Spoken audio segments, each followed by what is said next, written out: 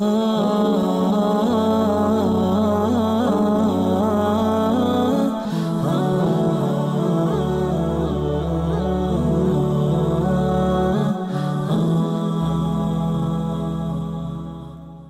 व मुसल्लिन व मुसल्लिमा अम्मा बाद फ़ाउज़ बिल्लाहि मिनश्शैतानिर्रजीम बिस्मिल्लाहिर्रहमानिर्रहीम। तमाम तारीफ़ें उस पाक परवरदिगार के लिए हैं जो खालिक़ कायनात भी है और मालिक शहजहात भी। करोड़हां दुरूद सलाम शफ़ी उमम मौला कुल ख़त्म रसुल दाना बुल हुज़ूर अक़दस सल्लल्लाहु अलैहि वसल्लम पर और उनके आल पर और उनके असहाब पर। हज़रात गिरामी, जो आज हमारा मौजू है वो है वालिदैन के आदाब।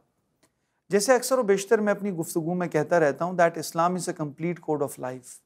जब हम इस्लाम के बारे में बात करते हैं तो ज़िंदगी का कोई ऐसा शोबा, एनी एस्पेक्ट ऑफ लाइफ ऐसा नहीं है जो इस्लाम से छुपा रहे, इस्लाम से मख्फी रहे। इस्लाम ज़िंदगी के हर शोबे पे बात करता है।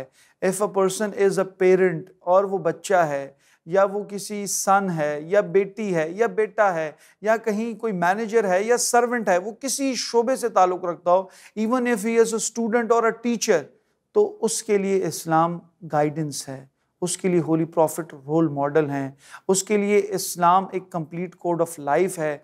इसी तरह हमारे यहाँ मुख्तलिफ़ जगहों पर होम साइंसेस पढ़ाया जाता है that how person should live in his house, how person should treat his parents. लेकिन हमारे यहाँ जब हम इस्लामी तारीख़ का मुताला करते हैं हज़रात गिरामी, हमें जो अल्लाह रब्बुल इज़्ज़त वालिदैन के आदाब के बारे में कुरान के अंदर इरशाद फरमाते हैं, या जब हम सीरत तैयबा का मुताला करते हुए रसूल अल्लाह सल्लल्लाहु अलैहि वसल्लम की ज़िंदगी पढ़ते हैं, तो हमें एक बेहतरीन रोल मॉडल नज़र आते हैं कि वो किस तरह वालिदैन के हुकूक, वालिदैन के आदाब, वालिदैन के रिस्पेक्ट, डिग्निटी के बारे में हवाले से बात करते हुए नज़र आते हैं।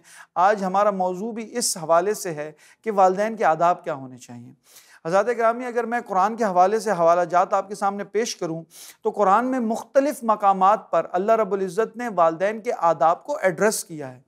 और हज़रात गिरामी, एक चीज़ की निशानदही कर देना एक अपनी जगह है, लेकिन कुरान में जिस तरह कैटेगोरिकल स्टेटमेंट अदा किया गया है, जैसे अल्लाह रब्बुल इज़्ज़त हर मकाम पर फरमाते हैं ला ताबुदूना इल्लल्लाह व बिल वालिदैन ihsana, कि तुम क्या ना करो, शिरक ना करो और अपने वालिदैन के साथ हुस्न सलूकी करो। फिर फरमाया वला तुशरिकु बिही शैअन व बिल वालिदैन ihsana, कि तुम शिरक ना करो और अपने वालिदैन के साथ एहसान करो। सूरह निसा में है, सूरह बकरा में है, सूरह अनआम में है कि अल्लाह रब्बुल इज़्ज़त फरमाया अल्लाह तुशरिकु बिही शैअन व बिल वालिदैन ihsana, कि तुम शिरक ना करो और अपने वालिदैन के साथ एहसान करो। और फिर एक और जगह पर अल्लाह रब्बुल इज़्ज़त फरमाया मा हर्रम रब्बुकुम अलैकुम अल्ला तुशरिकु बिही शैअन व बिल वालिदैन ihsana, कि अल्लाह रब्बुल इज़्ज़त ने तुम्हारे लिए शिरक हराम कर दिया है और अपने वालिदैन के साथ एहसान वाला मामला करो। हज़रात गिरामी, कुरान में ऐसे मुख्तलिफ़ मकामात पर जहाँ अल्लाह रब्बुल इज़्ज़त ने अपनी बात की है, अपने साथ मामलात को एड्रेस किया है, सेम उसके बाद अल्लाह रब्बुल इज़्ज़त ने वालिदैन के हुकूक बयान किए हैं, वालिदैन के आदाब बयान किए हैं। तो उलमा फरमाते हैं, मुफस्सिरीन लिखते हैं, ऐसा क्यों? अल्लाह रब्बुल इज़्ज़त ने अपने बाद वालिदैन के हुकूक क्यों बयान किए? तो कहते हैं फ़लसफ़ा ख़ल्क़ इसके अंदर है, क्योंकि हम इस दुनिया में आए हैं तो हम मखलूक हैं, खालिक अल्लाह रब्बुल इज़्ज़त की ज़ात है, तो अल्लाह खालिक हैं, हम उसके मखलूक हैं, और इसका दुनियावी एतबार से हमें इस दुनिया में लाने वाले वालिदैन की ज़ात गिरामी है, हमारे पेरेंट्स हैं जिनकी वजह से हम इस दुनिया के अंदर आते हैं। तो वो हमारे इस दुनियावी खल्क़ के अंदर हमारे पेरेंट का बहुत बड़ा हाथ होता है, किरदार होता है। इसकी वजह से अल्लाह रब्बुल इज़्ज़त ने जहाँ अपनी बात की कि मेरे साथ शिरक ना करो, वहीं बिल वालिदैन ihsana कहा। अच्छा हज़रत, एहसान क्यों कहा? एहसान का बदला नहीं होता, एहसान का मतलब होता है किसी चीज़ को खूबसूरत करना, हसीन करना, मुज़य्यन करना, किसी चीज़ that doing a thing on its peak level, कोई ऐसा काम करना कि उसके पीक पे जाकर उसको करना, उसको कहते हैं एहसान। जब तुम वालिदैन के आदाब के ऊपर बात करो, जब तुम वालिदैन के साथ डिग्निटी शो करो, जब इखलाक वाला मामला करो, तो ऐसा करो जिसकी कोई मिसाल ना मिले। और फिर अगर हम सीरत का मुताला करें तो मुख्तलिफ़ मकामात पर रसूलुल्लाह सल्लल्लाहु अलैहि वसल्लम ख़ुद फरमाते हैं कि किसी और की बात ना की, सहाबा बैठे हैं और फरमाते हैं काश मेरी अम्मी जान होती। एक तो इस कैफियत का इज़हार किया कि हाँ, उनसे पूछिए ना कि जिनके घर पे माएँ नहीं होती। हम तो इस चीज़ के आदी हैं कि हम घर जाते हैं कि अम्मी मेरी शर्ट कहाँ है, अम्मी वेयर इज़ माई ट्राउज़र, अम्मी where is my school uniform, अम्मी मेरा ये सामान कहाँ है। अम्मी किचन में खड़े हुए बता देती है, बेटा चेक करो फलां दराज के नीचे, फलां अलमारी के नीचे, फलां चीज के नीचे। अम्मी मुझे भूख लगी है। अभी आपको भूख लगी होती है कि अम्मी आपके टेबल के सामने खाना रख देती है। उनसे पूछिए जिनके घर पे माएँ नहीं है, उनसे पूछिए जो घर पे जाते हैं वालिद की एक मखसूस सीट होती है कि मैं जब भी घर पे जाता हूं मेरे अबू इस फलां सीट पर बैठा करते हैं, this is the particular seat where my father sit. और मुझे जब भी मसला होता है मेरे अबू होते हैं जो मेरे पीछे खड़े होते हैं, जो मेरे दस्ते बाजू होते हैं, जो हमेशा मेरे कंधे पे हाथ रख के कहते हैं बेटा carry on, I am with you, don't lose hope. याद रखिए जब वो एक हाथ नहीं होगा, जब माँ का हाथ सर से चला जाएगा तो उस दिन हमें उस तकलीफ़ का अंदाज़ा होगा। मेरे रसूल उसी बात को कहते हैं, फरमाते हैं मैं मोहम्मद इशा की नमाज में खड़ा होता, सूरह फातिहा पढ़ रहा होता, मेरी माँ कहती या मोहम्मद, मैं कहता नाम या उम्मी, और मैं नमाज तोड़ के हाजिर हो जाता। मैं कहता हाँ अम्मी तुम्हारा मोहम्मद हाजिर है। आज हम देखें हमें पेरेंट्स छोटा सा काम बोले हमारे कैसे मुंह बन जाते हैं। अल्लाह रब्बुल इज़्ज़त खुद फरमाते हैं, कहते हैं कि अगर तुम्हें मिले तुम्हारे वालिदैन बुढ़ापे की उम्र में और वो तुमसे कुछ कहें तो तुम क्या करो, और उनके सामने उफ तक ना कहो। कुरान में इतना ये कैटेगोरिकल स्टेटमेंट है, फरमाया वला तकुल लहुमा उफ़्फ़िन वला तनहर, उनके सामने उफ तक ना करो। उफ कोई सेंटेंस नहीं है, उफ एक फीलिंग का नाम है, एक कराहत का नाम। एक काम आपको दिया गया, उफ ये कौन करे, ये फीलिंग भी तुम्हारे अंदर नहीं आनी चाहिए। और जब उनसे बात करो कुल्लहुमा कौलन करीमा, जब तुम उनसे बात करो ना बड़ी करीम लहजे से बात करो, ऐसे बात करो, हसीन करके बात करो। इस बात से मुझे एक वाकया याद आता है। एक सहाबी रसूलुल्लाह सल्लल्लाहु अलैहि वसल्लम के बारगाह में हाजिर होते हैं, फरमाते हैं या रसूलल्लाह एक फलां सहाबी हैं और मौत का वक्त करीब है, उनको कलमा नहीं नसीब हो रहा। रसूलुल्लाह फरमाते हैं कि वालिदैन जिंदा है, वालिद हयात हैं। फरमाया या रसूलल्लाह वालिद हयात नहीं है। फरमाया कि वालदा हयात हैं। फरमाया नाम या रसूलल्लाह, वालदा हयात है।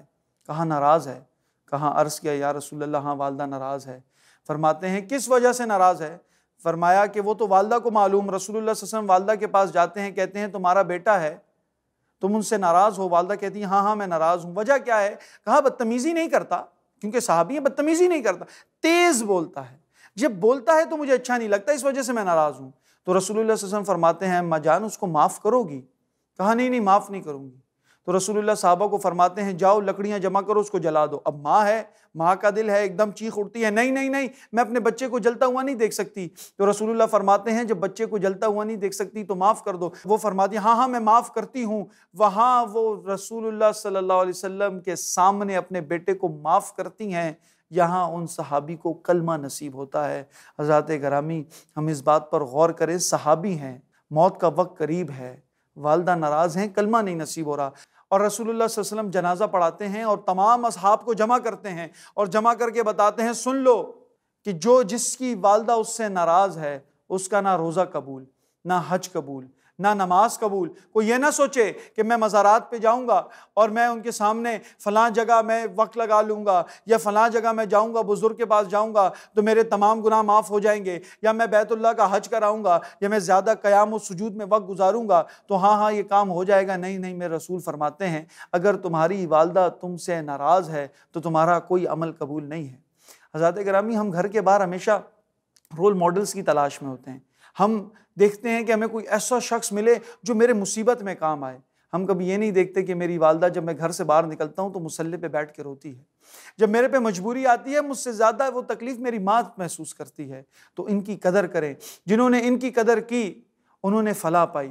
और फरमाते हैं जो वालदा का अदब करता है, अपने वालिद साहब के सामने आंखें नहीं उठाता, अल्लाह रब्बुल इज़्ज़त उसको ऐसी चीज़ अता करते हैं, जब भी वो अल्लाह के सामने हाथ उठाता है तो अल्लाह रब्बुल इज़्ज़त उसकी बख्शिश फरमा देते हैं। और इसकी सबसे बड़ी मिसाल हज़रत अवैस करनी की है। रसूलुल्लाह सल्लल्लाहु अलैहि वसल्लम फरमाते हैं हज़रत उमर को, उमर तुम्हारे दौर में एक शख्स आएगा जिसका नाम अवैस होगा, वो कर्न से होगा, तुम उससे अपने लिए दुआ करवा लेना, तुम्हारी बख्शिश हो जाएगी। एक दिन जब हज का मौका आया तो हज़रत उमर ने ऐलान किया हाँ भाई तुम में से कोई कर्ण शैन का है। तो कहा हम 5 लोग खड़े होते हैं, हम कर्ण शैन के हैं। फरमाया तुम में कि कोई अवैस करनी है। कहा हाँ हाँ वो है, लेकिन पहाड़ियों पे गया है बकरी चलाने के लिए। तो हज़रत उमर दौड़ के जाते हैं हज़रत अवैस करनी से मुलाकात करने के लिए। इंशाअल्लाह हज़रत अवैस करनी से हज़रत उमर की क्या मुलाकात होती है, वो क्या इरशाद फरमाते हैं। एक बड़ा ही दिलसोज़ वाक़या है, इस वाक़े को बयान करेंगे बस एक छोटे से ब्रेक के बाद। इंशाअल्लाह वापस हाज़िर होंगे।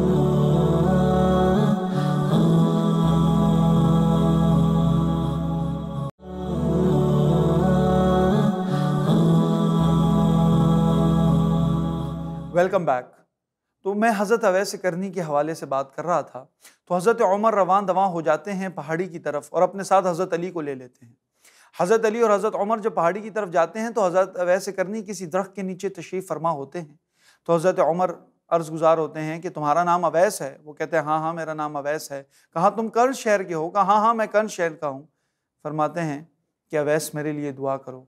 कहा कि तुम कौन हो, भला मैं तुम्हारे लिए क्यों दुआ करूं? तो हज़रत अली फरमाते हैं ये उमर हैं, आज़ा खलीफतुल खलीफा रसूलुल्लाह सल्लल्लाहु अलैहि वसल्लम, ये रसूलुल्लाह के खलीफा हैं। हज़रत अवैस करनी घबरा जाते हैं, फरमाते हैं आप उमर, मैं आपके लिए दुआ करूं? आपके बारे में तो मशहूर है कि मेरे बाद नबी होता तो उमर होता, मैं आपके लिए कैसे दुआ कर सकता हूं? आपके लिए तो मशहूर है जिस जगह से उमर गुजरे वहां से शैतान अपना रास्ता बदल लेता है, मैं तो एक छोटा सा आजिज़ सा बंदा हूं। हज़रत उमर फरमाते हैं नहीं नहीं, मुझे रसूलुल्लाह सल्लल्लाहु अलैहि वसल्लम ने खुद इरशाद फरमाया था, उमर तुम्हारे दौर में एक अवैस आएगा, उससे अपने लिए दुआ करवा लेना। वजह क्या है कि अवैस ने ऐसी अपनी वालदा की खिदमत की है कि जब भी अवैस हाथ उठाता है मेरा अल्लाह अवैस को रुसवा नहीं करता।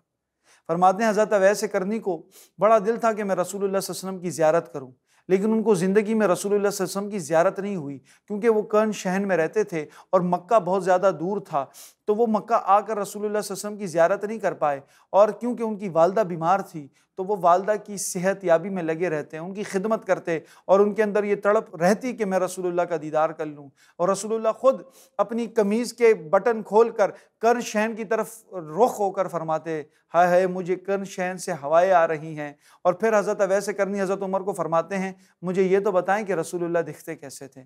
अभी इसी इसना में हज़रत उमर बयान कर रहे होते हैं, वो खुद फरमाते हैं कि रसूल की आंखें ऐसी थी। हज़रत अवैस फरमा रहे हैं कि मेरे रसूल के रब और रुखसार ऐसे थे, मेरे रसूल मुबारक के मुँह मुबारक ऐसे थे। हज़रत उमर हैरान होते हैं, फरमाया तुमने तो रसूल का दीदार नहीं किया, तुम तो वालदा की वजह से उनकी तीमारदारी में लगे रहे, तुम्हें कैसे पता रसूल कैसे दिखते हैं? फरमाया मैंने सर की आंखों से तो नहीं देखा, लेकिन मैंने दिल की आंखों से ज़रूर उनको देखा है। तो ये अल्लाह रब्बुल इज़्ज़त का फ़ज़ल उनके ऊपर हुआ। क्यों हुआ? वजह क्या है? वालदा का अदब, वालदा का एहतराम, वालदा के साथ हुस्न सुलूकी, वालदा के साथ वो इखलाक। तो अल्लाह रब्बुल इज़्ज़त ने उनके ऊपर वो फ़ज़ल व इकराम किया। हज़रात गिरामी, आप चाहते हैं ज़िंदगी में कामयाबी चाहते हैं, आप चाहते हैं कि मैं अपने लाइफ में सक्सेसफुल हो जाऊं, आप चाहते हैं कि मेरा कभी कोई काम ना रुके, तो याद रखिए whenever you are going out for some mission, तो पहले अपनी वालदा से दुआ करवा लें। अब घर से निकलते हुए जब वाला मुसल्ले पे बैठी होती है तो मेरा ये ईमान है किसी का कोई काम नहीं रुकता। हज़रत शम्स तबरेज़ बहुत ही मशहूर अल्लाह के वली हैं, बुज़ुर्ग हैं। एक मरतबा वो अपने वालदा से इजाज़त लेते हैं, वालदा मुझे एक रुख्सत दीजिए, मैं बाहर निकल कर अल्लाह को तलाश करना चाहता हूँ। हज़रत शम्स तबरेज़ जंगलात में निकल जाते हैं अल्लाह रब्बुल इज़्ज़त को तलाश करने के लिए। किताबों में लिखा है कोई 10 साल, कोई 20 साल लिखते हैं, कहते बहुत सारे साल वो लगे रहे जंगल में अल्लाह को तलाश करने में। जब वापस आते हैं कहते हैं कि मैं वालदा से मुलाकात कर लूँ। इतना वक्त हुआ कि शम्स तबरेज़ तू अपनी वालदा को नहीं देखा।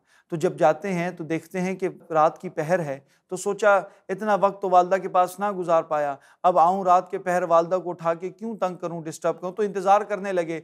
जब देखा कि वज़ू के पानी के आसार दिखे कि हाँ पानी की आवाज़ आ रही है, तो देख लिया कि मेरी वालदा तहज्जुद के लिए उठ गई हैं। तो दरवाज़े के पास कान लगाए। हज़रत ऐसा वाक़या है, हज़रत शम्स तबरेज़ की माँ मुसल्ले पे बैठी हैं और कहती हैं या अल्लाह मेरा बेटा तबरेज़ तुझे ढूंढने सहराओं में निकल गया है, मेरे अल्लाह वो मुझे नहीं मिलता, तेरे रास्ते में निकल गया है, या अल्लाह तू उसको मिल जा, तू उसको मिल जा।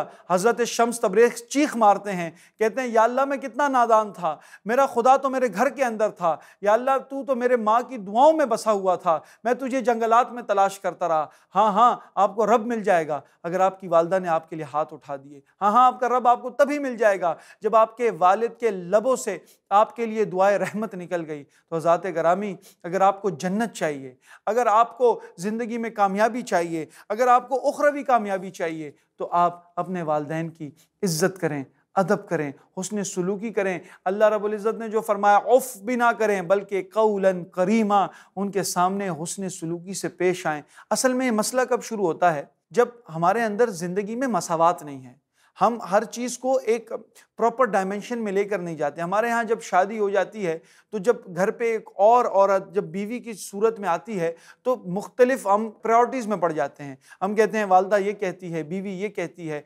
उसमें हम कभी कभी वालदा की तरफ होकर बीवी के हुकूक को नेगलेक्ट कर देते हैं, कभी बीवी की तरफ बढ़कर वालदा के हुकूक को नेगलेक्ट कर देते हैं। यह असल में इम्तिहान है कि इंसान किस तरह अपने रिश्तों को लेकर चले, अपने बीवी के हुकूक भी अदा करे, वालदा की बात को भी सुने, वालदा के हुकूक भी अदा हों। एक मरतबा हज़रत उमर रज़ियल्लाहु ताला अन्हु फरमाते हैं कुन्ना मआ रसूलुल्लाह सल्लल्लाहु अलैहि वसल्लम, फरमाते हैं एक मरतबा मैं रसूलुल्लाह सल्लल्लाहु अलैहि वसल्लम के साथ अला जबलिन, पहाड़ी पर गया और पहाड़ी पर मैंने एक लड़का देखा, एक शबाब, एक नौजवान देखा जिसकी जवानी ने मुझे ताज्जुब में डाल दिया। मतलब इस तरह का वो जवान था, इस तरह की उसकी शबाबियत थी, इस तरह का वो नौजवान था कि उसकी नौजवानी देखकर मैंने रसूलुल्लाह सल्लल्लाहु अलैहि वसल्लम को फरमाया अय्यु शबाबिन, कि कैसा नौजवान है, लौ कान शबाबहु फी सबीलिल्लाह, काश इसकी जवानी अल्लाह के रास्ते में गुजरती, काश ये अल्लाह के रास्ते में खर्च हो जाती इसकी ये जवानी। तो रसूलुल्लाह फरमाते हैं फ़क़ाल सल्लल्लाहु अलैहि वसल्लम, हज़रत उमर फरमाते हैं मुझे रसूलुल्लाह ने फरमाया या उमर फ़लअल्लहु फ़ी सबीलिल्लाहि व अंत ला तशउर, कि उमर तुम्हें क्या पता ये नौजवान अल्लाह के रास्ते में हो और तुम्हें इल्म ना हो। हज़रत उमर फरमाते या रसूलल्लाह ये तो बकरियां चरा रहा है, ये कैसे अल्लाह के रास्ते में है। रसूलुल्लाह फरमाते उमर सब्र करो। बच्चे को बुलाते हैं, कहा बेटा क्या करते हो, कहा कुछ भी नहीं बकरी चलाता हूँ। कहते इसके बाद एक वालदा है, मैं उनकी खिदमत करता हूँ। रसूलुल्लाह फरमाते हैं उमर देखो मैं कहता नहीं था कि नौजवान भी अल्लाह के रास्ते में होगा। हाँ, जिस तरह जहाद का सवाब है, एक सहाबी आते हैं रसूलुल्लाह को फरमाते हैं या रसूलुल्लाह मैं जहाद करना चाहता हूँ।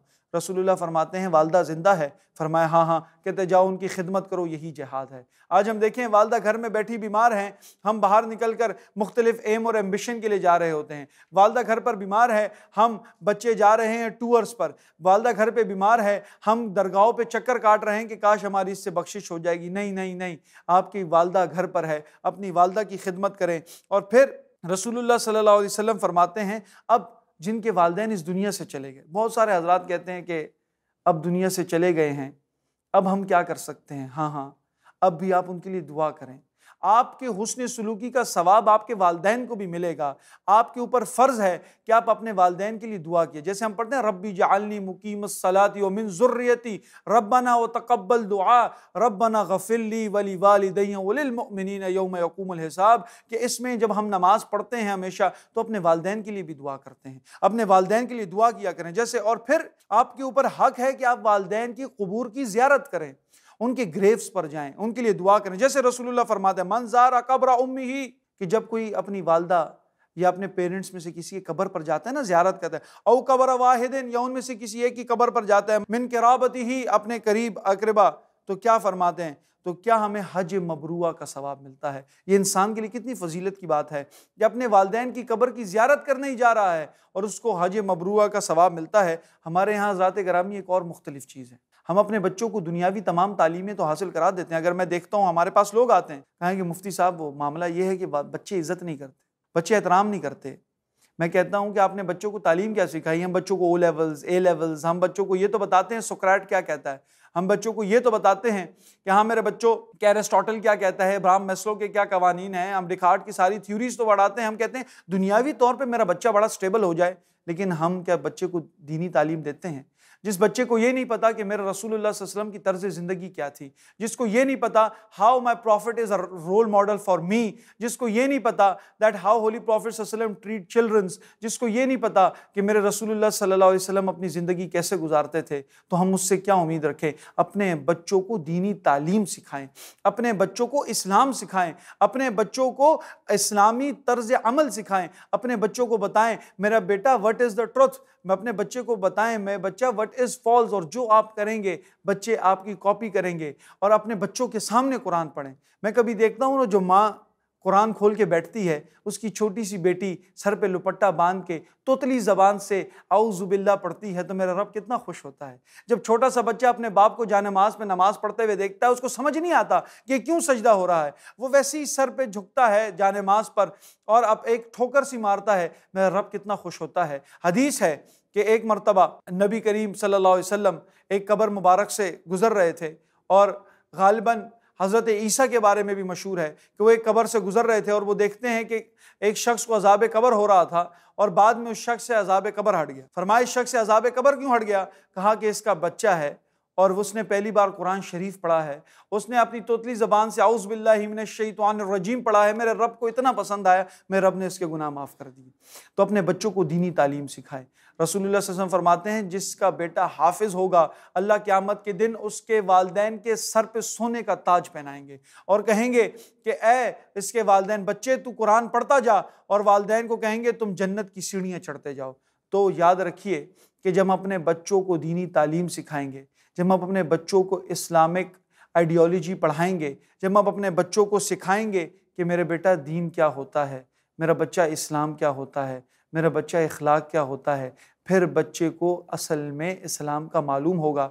हज़रात गिरामी, आज की गुफ्तगू का लुब लुबाब ये है, इख्तिताम ये है कि पहला अपने वालिदैन का अदब करें, अपने वालिदैन के साथ हुस्न सलूकी करें और वालिदैन के ऊपर फ़र्ज़ ये है कि अपने बच्चों की अच्छी तरबियत करें। तरबियत किस अंदाज़ में? जैसे मेरे नबी करीम सल्लल्लाहु अलैहि वसल्लम ने फ़रमाया है, अपनी ज़िंदगी को मुकम्मल ज़ाब्ता हयात इस्लाम की रोशनी में बनाए। व आखिर दाअवाना अल्हम्दुलिल्लाहि रब्बिल आलमीन।